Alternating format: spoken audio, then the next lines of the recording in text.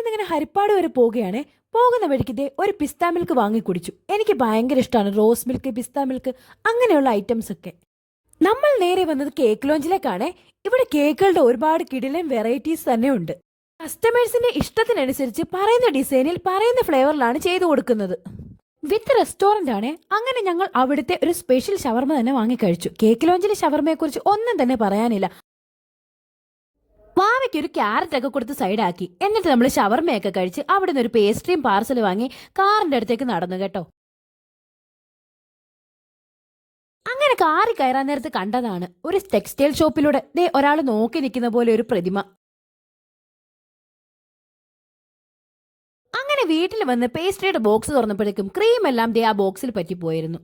Cream പോയെങ്കിലും അടിപൊളി കേക്കായിരുന്നു, ഒന്നും പറയാനില്ലായിരുന്നു. അപ്പൊ ഇന്ന് ഇത്രയുള്ളൂ. ബൈ.